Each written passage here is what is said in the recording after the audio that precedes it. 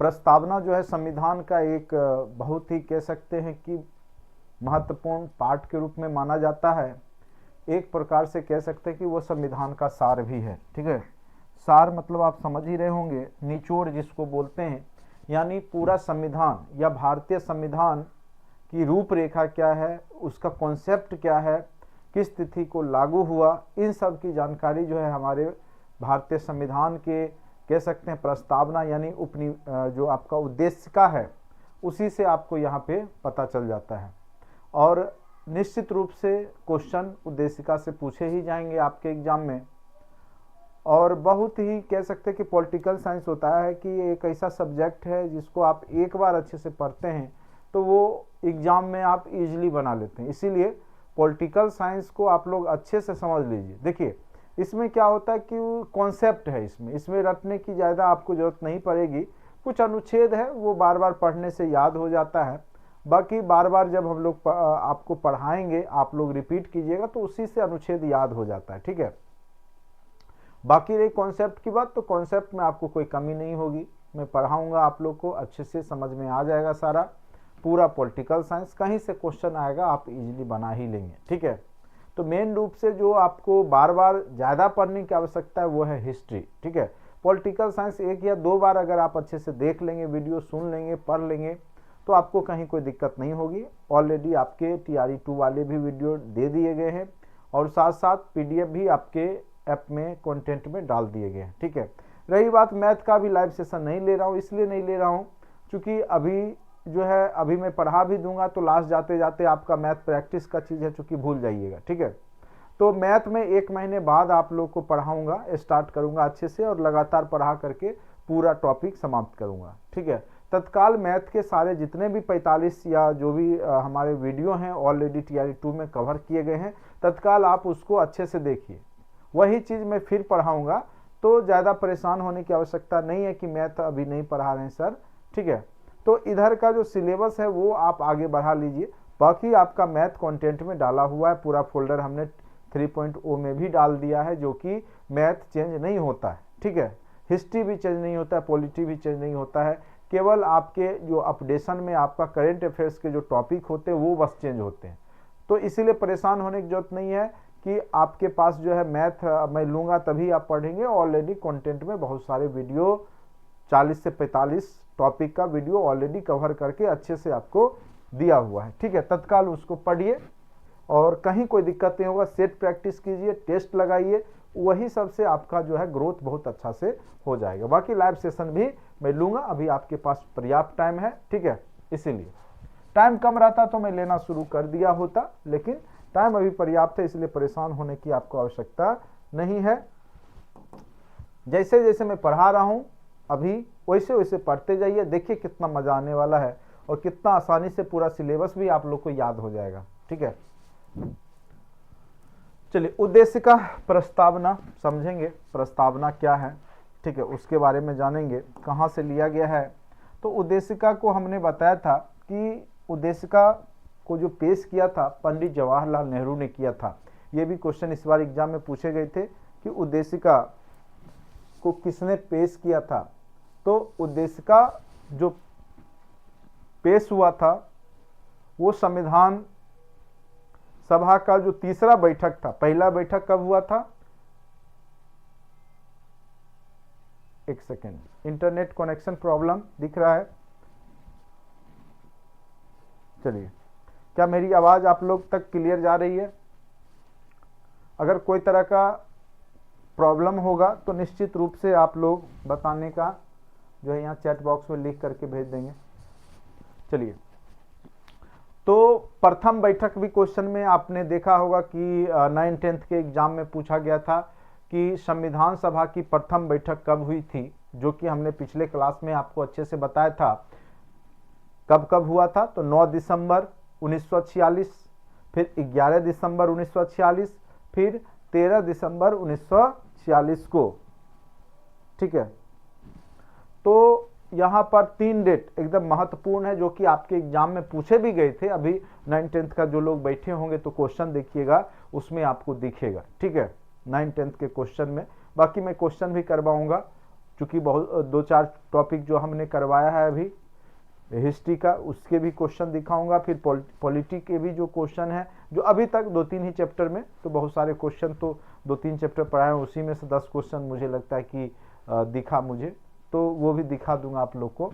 तो उसमें ये भी क्वेश्चन था कि प्रस्तावना, ये संविधान सभा की प्रथम बैठक कब हुई थी, जो कि हमने पिछले क्लास में आपको कितने अच्छे से याद करवाया था। ठीक है, तो पहला 9 दिसंबर 1946 को, दूसरा फिर 11 दिसंबर को। 9 दिसंबर के अस्थायी अध्यक्ष के रूप में डॉक्टर सच्चिदानंद सिन्हा चुने गए थे।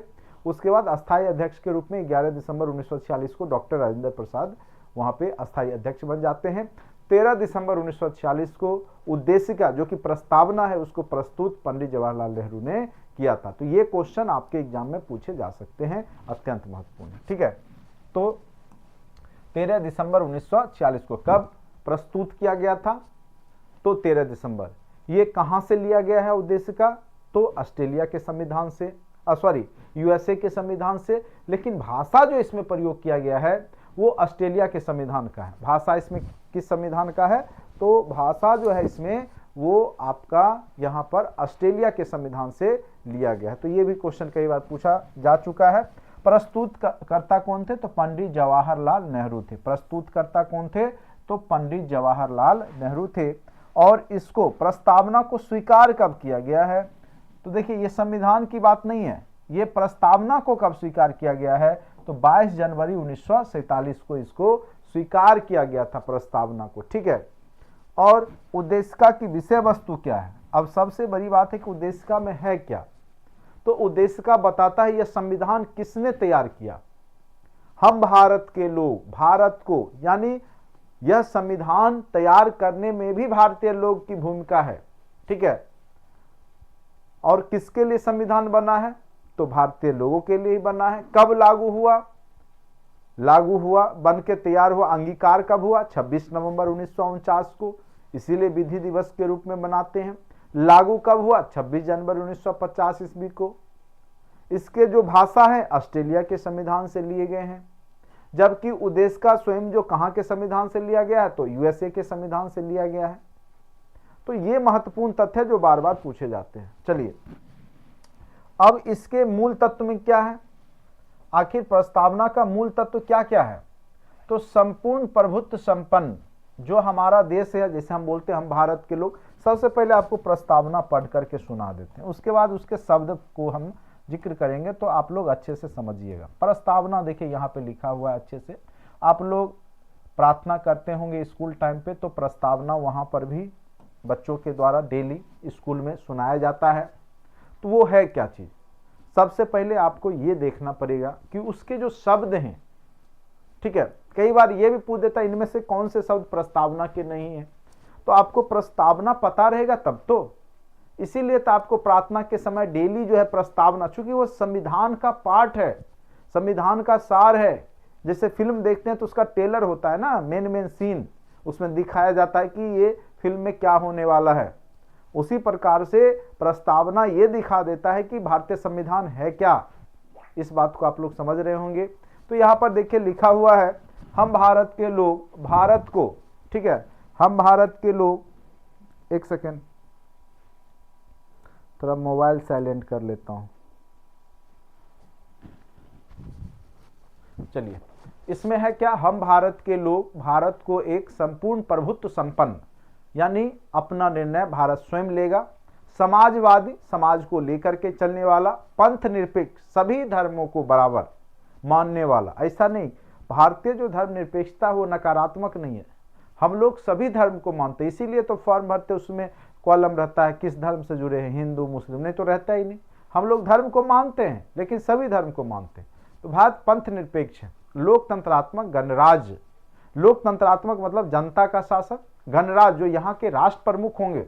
लोकतंत्र आपके ब्रिटेन में भी है लेकिन वो गणराज्य नहीं है, वहाँ पे अभी भी राजा रानी जो है वहाँ पे शासन करते हैं, मेन हेड राजा रानी वहाँ की महारानी ही होती हैं, ठीक है, या महाराजा। जबकि आपके देश में जो राष्ट्रपति होते हैं वो जनता के द्वारा ही चुने जाते हैं और प्रत्यक्ष रूप से, यानी हम लोग जो प्रतिनिधि को चुनते हैं फिर वो उनको चुनते हैं। तो गणराज्य में यही होता है कि जो राष्ट्र प्रमुख होगा वो जनता के द्वारा चुना जाता है, चाहे प्रत्यक्ष रूप से हो चाहे अप्रत्यक्ष रूप से हो।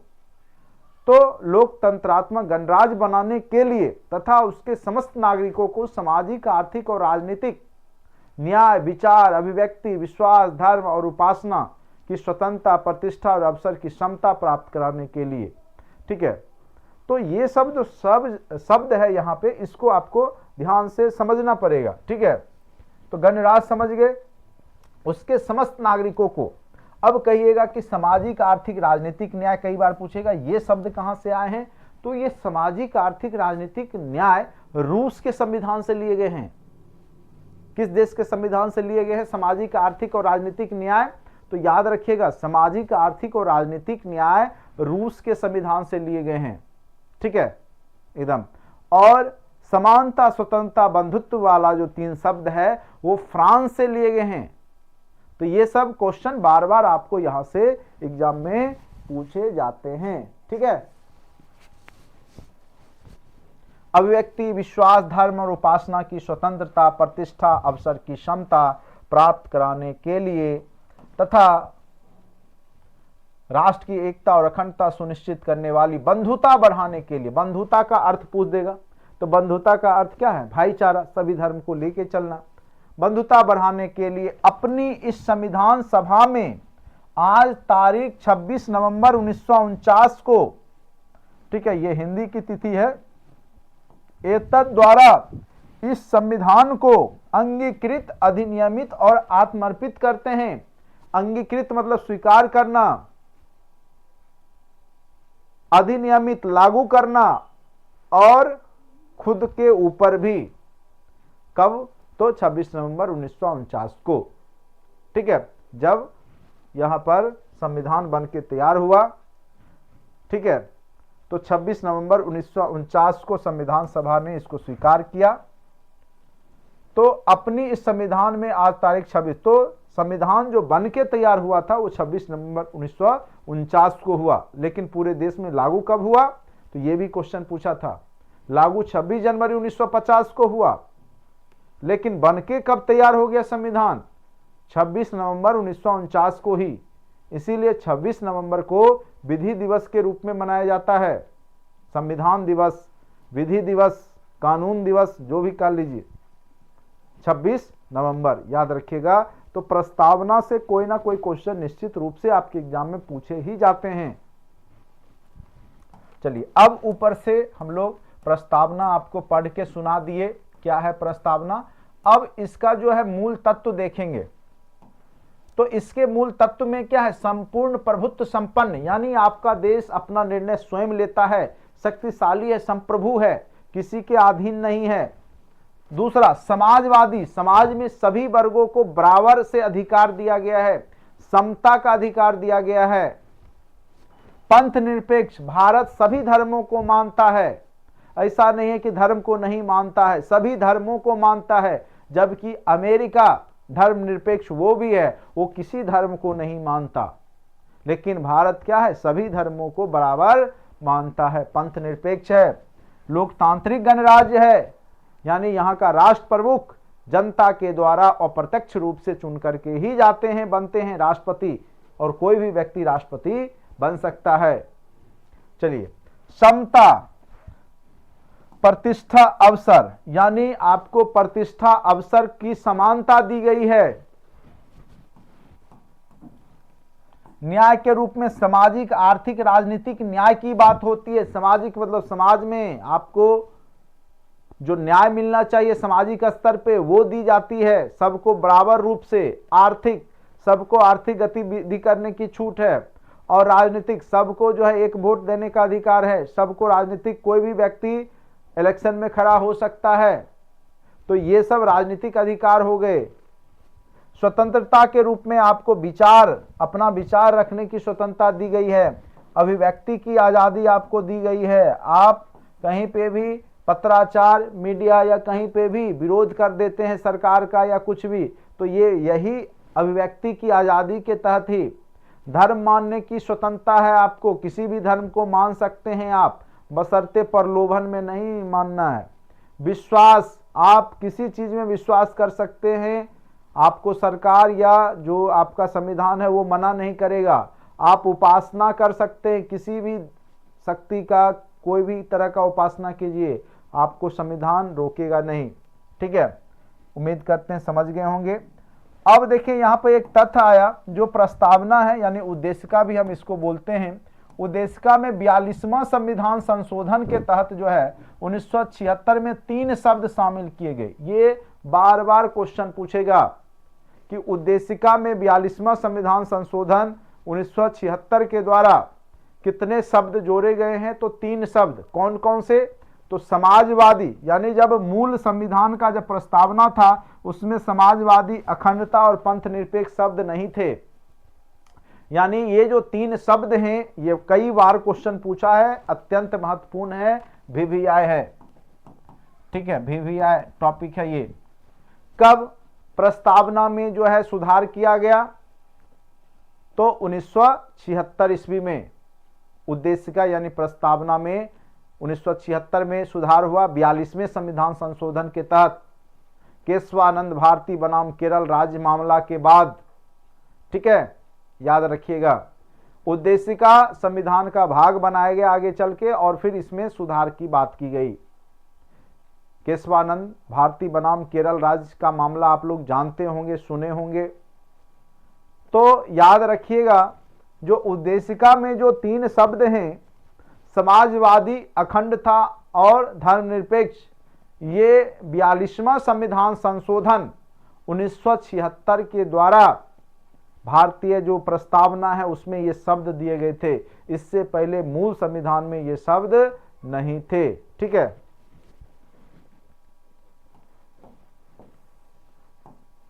अब देखिए, कई बार उद्देशिका पर उच्चतम न्यायालय में बहस भी हुआ है, और संविधान जो न्यायालय है उसको 2 भागों में बांटा है। एक स्वीकृति मिली है कब कब, और एक अस्वीकृति।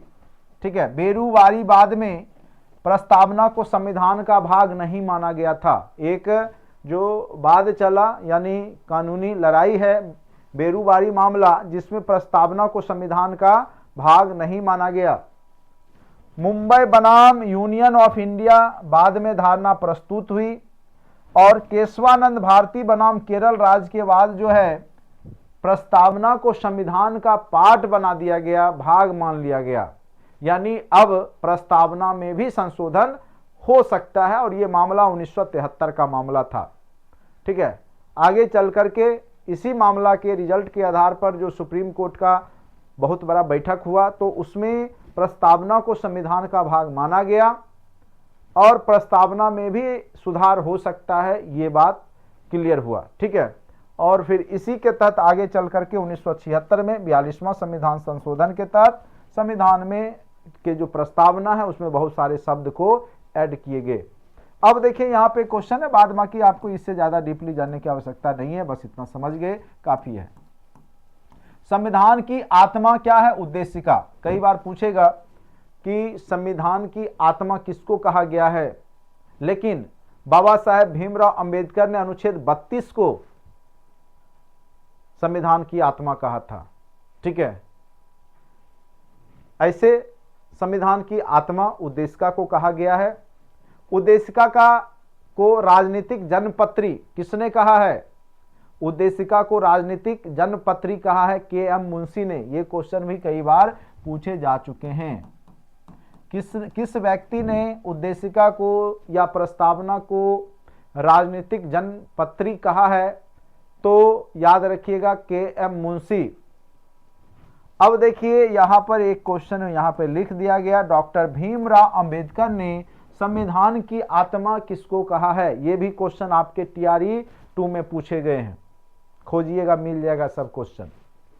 संवैधानिक उपचारों के अधिकार अनुच्छेद 32 को, जो संवैधानिक उपचारों के अधिकार है यानी जो आपके संविधान का मूल अधिकार है उसमें भी संशोधन किया जा सकता है।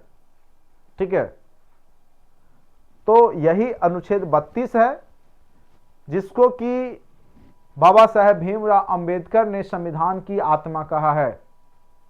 तो महत्वपूर्ण तथ्य है यहां पर, तो याद रखिएगा।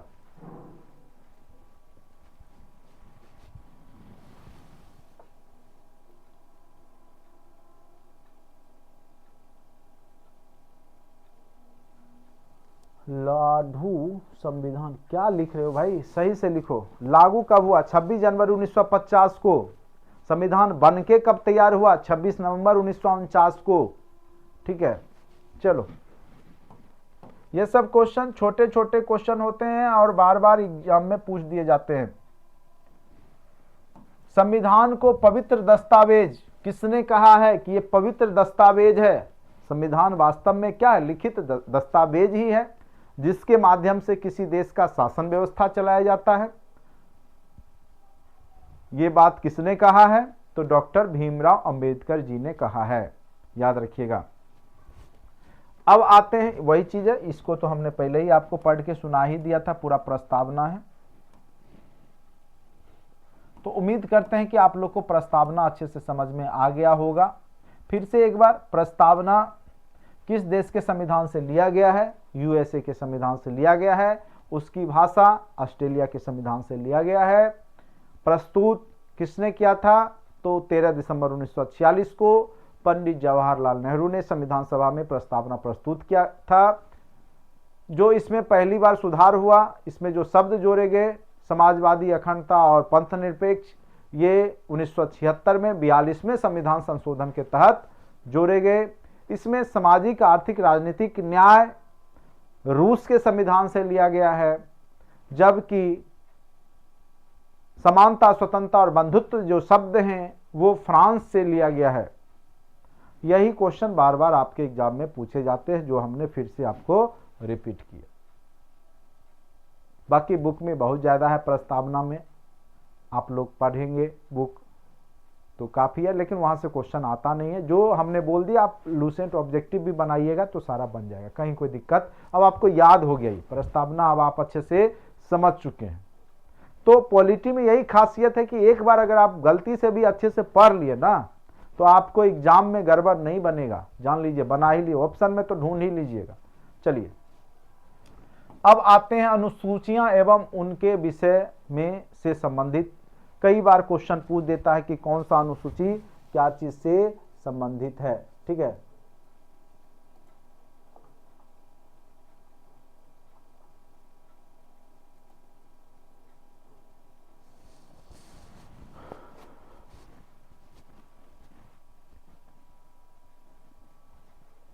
एक सेकेंड।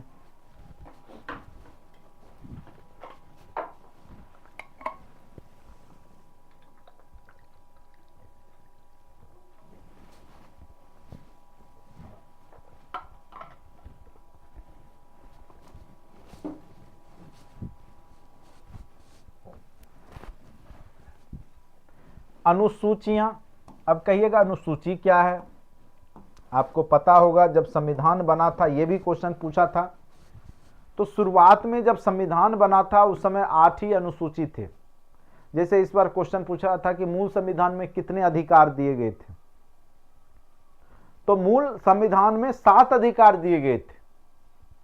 लोग 6 मार के आगे। वर्तमान में अभी संविधान में 6 अधिकार हैं। ठीक है, तो क्वेश्चन में थोड़ा सा आपको शब्द इधर उधर कर देता है। 50% लोग तो ऐसे ही छट जाते हैं। केवल क्वेश्चन में भाषा का थोड़ा बहुत और फेर कर देता है, उसी में आप लोग फंस जाते हैं। तो इन सब तथ्य को अच्छे से समझिएगा नहीं, तब तक रटने से कुछ नहीं होगा, जान लीजिए। ये सीटेट का एग्जाम नहीं है, इसके लिए आपको कॉन्सेप्ट चाहिए। बीपीएससी है, कमीशन आयोग है ये, और राज्य का सबसे प्रतिष्ठित आयोग है। वो तो ये मनाइए कि सीट बहुत ज्यादा है इसीलिए आप लोग कम नंबर पे भी सेलेक्ट हो गए तो बीपीएससी वाले मास्टर बन गए आप। नहीं तो आने वाले समय में बीपीएससी का टीचर का भी जॉब लेना इतना आसान काम नहीं होगा, जान लीजिए। क्वेश्चन में देखते हैं ना कितना जान रहता। वो तो संयोग है आप लोग का, अच्छा है कि बहुत लंबे समय से बहाली नहीं हुई और बीपीएससी के तहत एक ज्यादा सीट आ रहा है, जिस कारण से सिलेक्शन हो जा रहा है। नहीं तो केवल इसमें बहुत ही ज्यादा टैलेंटेड स्टूडेंट का ही केवल चयन होता। तो कोशिश कीजिए थर्ड जो आपका आने वाला है बीपीएससी टीआरई 3.0 उसमें चयन हो जाए, तब तक आप कह सकते हैं कि कम मेहनत में भी आपको सफलता मिल जाएगी। लेकिन आने वाला जब 3.0 छूटा तो बैठ के रोइए, कुछ नहीं होने वाला है। आगे बहाली अभी फिर 5 साल 10 साल सीट ही नहीं आएगा जब तक फिर जो है पुराने सब रिटायर नहीं होंगे तो, ठीक है। तो इसीलिए आप लोग थर्ड जो निकलेगा अभी से तैयारी में लग जाइए, टूट पड़िए अभी से, आना तो है ही, सीट खाली है बहुत ज़्यादा। चलिए, बाकी सप्लीमेंट्री रिजल्ट भी दिया जाएगा आयोग के द्वारा, देखिए कब देता है, क्या होता है। अब देखिए अनुसूचियां, अभी वर्तमान में अनुसूचियों की संख्या 12 है, लेकिन जब संविधान निर्माण किया गया था उस समय 395 अनुच्छेद थे और 8 ही अनुसूचियां थी, 22 भाग था। अभी जो अनुसूचियों की संख्या है वो 12 है। कितना है? तो 12 है, ठीक है। अब कहिएगा कि ये भाग क्या होता है, अनुसूची क्या होता है, अनुच्छेद क्या होता है। तो सिंपल सी बात है, जब आप किताब पढ़ते हैं तो उसमें क्या लिखा रहता है, खंड अ, खंड ब, ऐसा रहता है ना कि खंड ए। इतिहास का भी 3 पार्ट में आप पढ़ लिए तो वही भाग हो गया, प्राचीन इतिहास, मध्यकालीन इतिहास, आधुनिक इतिहास। अब उसके अंदर भी जो है चैप्टर बटा होता है, उसका भी 2-3 चैप्टर एक खंड के तहत रखा जाता है, ठीक है। जैसे इतिहास में भी प्राचीन इतिहास में एक हो जाएगा आपका प्रागैतिहासिक काल, सिंधु घाटी सभ्यता से पहले वाला, दूसरा हो जाएगा आदि ऐतिहासिक। तो फिर उसको एक पार्ट बना दिया गया, फिर उसके अंदर चैप्टर लिखा गया। तो उसी प्रकार से संविधान को भी कई भागों में बांटा गया, कई अनुसूचियों में। तो सबसे पहले संविधान बना, फिर उसका अंदर में अनुसूची बनाई गई, फिर अनुसूची के अंदर भाग बनाया गया, भाग के अंदर फिर अनुच्छेद बनाए गए, जिससे कि कोई भी चीज खोजना हो तो इजीली कोई भी व्यक्ति संविधान में से उसको निकाल करके पढ़ सकता है, देख सकता है, ठीक है। तो इस तरीका से अनुसूचियां दी गई है। प्रथम अनुसूची जो संबंधित है राज्य और संघ राज क्षेत्र से संबंधित है कि भारत किन किन राज्यों से मिलकर बना है। अभी भारत में 28 राज्य और 8 केंद्र शासित प्रदेश हैं, सबकी चर्चा उसमें होगी। कौन कौन सा क्षेत्र भारत का पार्ट है, इससे रिलेटेड प्रथम अनुसूची में जानकारी लिखी हुई रहती है। दूसरा है कि जितने भी पदाधिकारी हैं, जितने भी पद हैं, चाहे वो नेता हो, चाहे राष्ट्रपति हो, राज्यपाल हो, प्रधानमंत्री हो, मुख्यमंत्री हो, चाहे उच्च अधिकारी हो, सबसे उनका जो पद है उसके बारे में और उनका वेतन क्या है उसके बारे में यहां पे लिखा रहता है दूसरी अनुसूची में, ठीक है, ये याद रखिएगा। तीसरी अनुसूची है कि किसको कौन शपथ दिलाएगा और शपथ का प्रारूप क्या होगा, तीसरी अनुसूची इससे संबंधित है। चौथा अनुसूची संबंधित है राज्यसभा के स्थानों का आवंटन। जो संसद का उच्च सदन है राज्यसभा, उसमें किस राज्य के लिए कितना सीट दिया गया है, इसकी चर्चा चौथी अनुसूची में। जैसे बिहार का 16 सीट होता है राज्यसभा में, लोकसभा में 40 सीट है, तो याद रखिएगा ये चीज। तो राज्यसभा में किस राज्य का कितना सीट है, ये सब की चर्चा चौथी अनुसूची में है। पांचवी अनुसूची जो कि पूछा जाता है बार बार, ये अनुसूचित क्षेत्रों और अनुसूचित जनजातियों के प्रशासन और नियंत्रण के बारे में है। पांचवी अनुसूची क्या चीज से संबंधित है कि कौन कौन सा क्षेत्र अनुसूचित क्षेत्र है। आपको पता होगा कि बहुत सारा क्षेत्र अनुसूचित क्षेत्र है और उसमें रिजर्व रहता है, उसमें अनुसूचित जाति के ही लोग नेता बन सकते हैं। तो उसके नियंत्रण और उसके बारे में लिखा हुआ है अनुसूचित क्षेत्रों के बारे में। और आपका अनुच्छेद 6 भी अनुसूचित क्षेत्र में विशेष करके जो असम, मेघालय, त्रिपुरा और मिजोरम है, वहां के प्रशासन से संबंधित चर्चा की गई है। यानी ओवरऑल पूरे देश में जो अनुसूचित जाति जनजाति क्षेत्र की चर्चा पांचवी अनुसूची में है। और छठी में विशेष करके जो आपके कह सकते हैं पूर्वोत्तर जो राज्य है, खास करके असम, मेघालय, त्रिपुरा, नागालैंड, मिजोरम, इन सब का जो जनजातीय क्षेत्र है उसमें शासन व्यवस्था और वहां के बारे में यहां पे जिक्र किया गया है। तो याद रखिएगा, पांचवी छठी कई बार पूछ चुका है। सातवीं अनुसूची आपको याद ही रहेगा कि किस सूची में कितने विषय हैं। संघ सूची में कितने विषय हैं, राज्य सूची में कितने विषय हैं, समवर्ती सूची में। संघ सूची में लगभग 100 के आसपास है, ठीक है। और आपका राज्य सूची में लगभग जो है 57-62 के आसपास है। और यहाँ पे 51 के आसपास है। देख लीजिएगा, ये अपडेट होते रहता है, इसे फिर आगे केंद्र राज्य संबंध बताएंगे, उसमें ये सब चर्चा करेंगे। ठीक है, संघ सूची, राज सूची, संवर्ती सूची, ये तीनों 7वीं अनुसूची में ही बांटा गया है। बहुत सारे विषय केंद्र सूची के होते हैं, जैसे रेलवे हो गया केंद्र सूची का विषय है, सेना हो गया केंद्र सूची का विषय है, जैसे राज्य पुलिस हो गया वो राज्य का ही विषय है, भू राजस्व हो गया वो राज्य का विषय है, शिक्षा हो गया संवर्ती सूची में आता है। तो विभिन्न विषय अलग अलग सूचियों में आते हैं, उसकी चर्चा 7वीं अनुसूची में की गई है। उसके बाद 8वीं अनुसूची में भाषा की चर्चा की गई। अनुच्छेद 343 आप लोग को पता होगा, हिंदी में भी हमने बताया था, यहां से भी क्वेश्चन 6 to 8 में पूछ दिया गया था कि राजभाषा क्या है, तो हिंदी ही है। ठीक है, राष्ट्रभाषा, राजभाषा दोनों एक ही चीज है।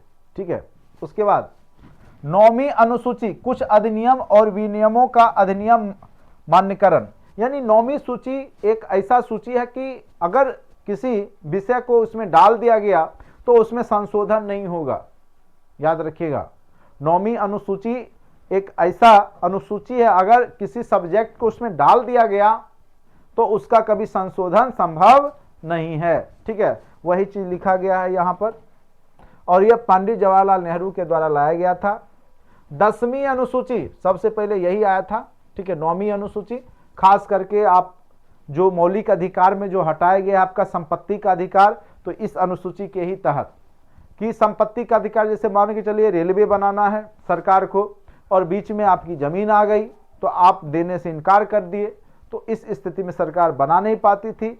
तो अब ऐसे जैसे विषय हो गए कि उसमें आपको जमीन देना ही पड़ेगा, आप उसमें कुछ भी नहीं कर सकते, आप कोर्ट भी नहीं जा सकते। सरकार चाहेगी तो आपकी जमीन ले लेगी, उसके बदले में आपको हर्जाना मिलेगा। तो इन सब टाइप के जो विषय हो गए वो 9वीं अनुसूची में डाल दिए गए कि इसमें फिर कभी संशोधन संभव नहीं होगा। अब है 10वीं अनुसूची, दल बदल से संबंधित है। पहले क्या था कि कोई भी व्यक्ति किसी पार्टी से जीता और फिर क्या हुआ, दूसरे पार्टी में जाके मिल गया। ठीक है, अब क्या हुआ है, दल बदल कानून आ जाने से अगर आप आधे से ज्यादा सीट लेके गए तब तो ठीक है, नहीं तो अगर कोई व्यक्ति खुद जीता, जैसे मान चलिए बीजेपी से जीता, कांग्रेस में अगर जाना चाहेगा तो वो नहीं जा सकता, या तो वो आधे लोगों को बहला फुसला करके तैयार रखे जाने के लिए, तब तो मान्य हो जाएगा।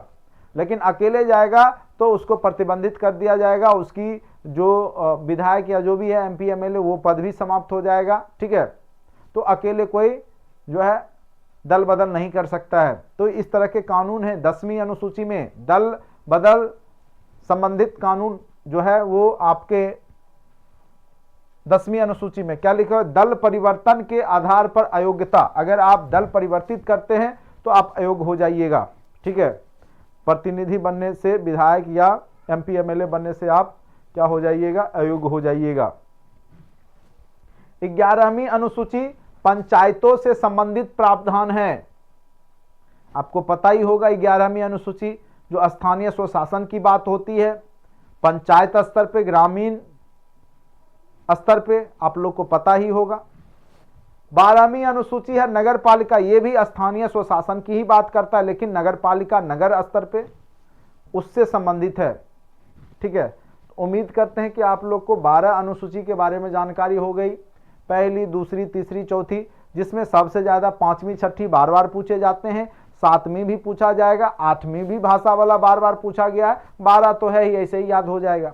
पहला क्या है, भारत के कौन कौन से राज क्षेत्र से मिलकर बना है उसके बारे में, दूसरा पदाधिकारियों के वेतन से, तीसरा उसका शपथ ग्रहण का जो प्रारूप है उससे, चौथा जो है राज सूची के विषय, मतलब राज्यसभा में कितने सदस्य होंगे किस राज्य के, उससे संबंधित है, 5वां अनुसूचित क्षेत्र से, 6ठा जो है विशेष करके जो पूर्वी एशियाई पूर्वी जो उत्तर पूर्वी जो राज्य हैं, मेघालय, त्रिपुरा, उसके क्षेत्र में प्रशासन से संबंधित है। 7वीं अनुसूची जो है आपका केंद्र सूची, राज सूची, संवर्ती सूची के शक्तियों के विभाजन से है। ठीक है, 8वीं भाषा से संबंधित है। 9वीं जो है वैसे इसमें डाले गए जिसमें कभी संशोधन नहीं किया जा सकता है। 10वां क्या, दल बदल परिवर्तन से संबंधित अधिनियम है। और 11वां पंचायती राज जो कि ग्रामीण स्तर पे है, और स्थानीय स्वशासन, और 12वां क्या है, स्थानीय स्वशासन ही है लेकिन नगर स्तर पे। तो ये थे आपके अनुसूचियां। तो उम्मीद करते हैं कि 12 अनुसूची आपको याद हो गया होगा, प्रस्तावना अच्छे से आप समझ गए होंगे, किसने कहा, कब कहा, किस अनुच्छेद को क्या कहा, ये सब धीरे धीरे आप लोग को रटा जाएगा, याद हो जाएगा। बस क्लास को अच्छे से अटेंड करते रहिए, ठीक है। ज़्यादा पढ़ने से नहीं होगा, बल्कि आप जो भी चीज़ पढ़ते हैं उसको बार बार रिकॉल कीजिए। कई लोग मोटे मोटे ग्रंथ लेके बैठते हैं, एक से एक बुक कोई बोल दिया जाके मार्केट से खरीद लाते हैं, अब बैठ के माथा पच्ची करते रहते हैं। आप जितना हमने पढ़ाया अभी आपको, उसी को रिकॉल करते रहिए कि सर ने क्या पढ़ाया, क्या बताया। बहुत टाइम मिलता है, लूसेंट ऑब्जेक्टिव ऐप डाउनलोड कर लीजिए और उसको प्रस्तावना चैप्टर होगा उसको बना लीजिए। उससे भी ना हो तो हमारे जो कंटेंट में ऐप है उसमें भी टेस्ट दिया हुआ है, उसको बना लीजिए, ठीक है। तो वो सब करेंगे तब आपका रिजल्ट बनेगा। केवल किताब मोटा मोटा पढ़ने से कुछ नहीं होगा, बल्कि जो भी चीज़ हमने पढ़ाया समझाया उसको रिकॉल करते रहिए। कब लागू हुआ, कब कैसे हुआ, कौन कौन चीज़ आज हमने सीखा, क्या क्या सर बताए, ठीक है।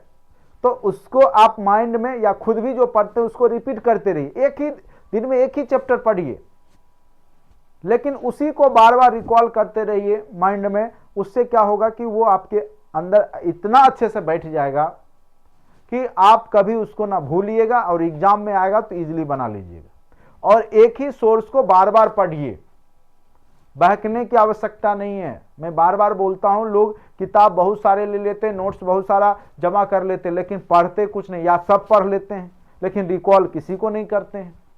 तो हमारा जो मन मस्तिष्क है, जो न्यूरॉन्स है, वो उस प्रकार से काम करता है। जब तक बार बार उसको रिपीट नहीं डालिएगा तो वो आपका स्टेबल होगा ही नहीं वहां पे जाकर के, ठीक है।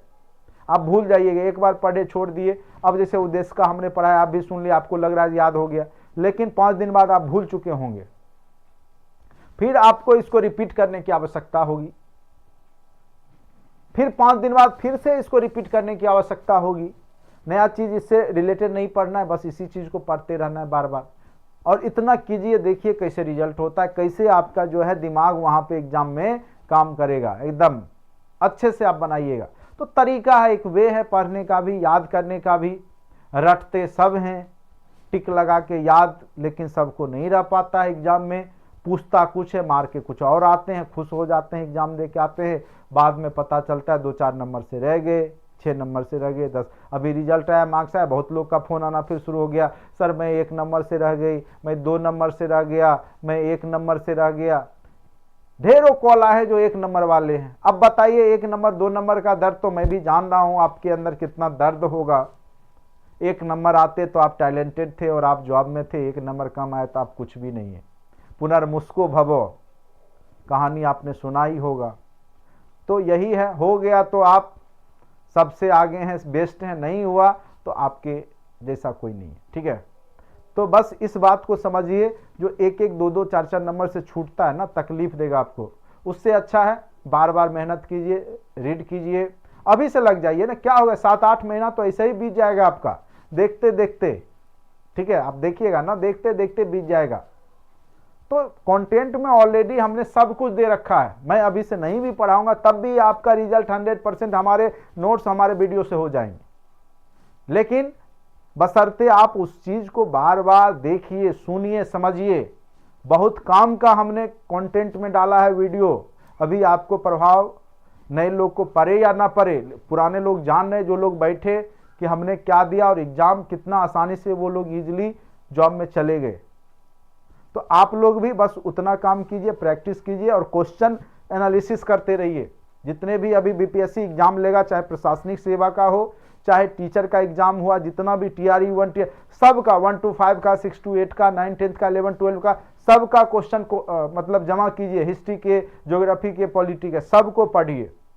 अगर खुद नहीं कर पाते हैं तो घटना चक्र बना ही देता है, सबका कलेक्शन आ ही जाएगा कुछ दिन में मार्केट में, उसको बार बार पढ़ते रहिएगा, ठीक है। तो अभी चूंकि टाइम है इसीलिए मैं ये सब चीज बार बार बोल रहा हूं।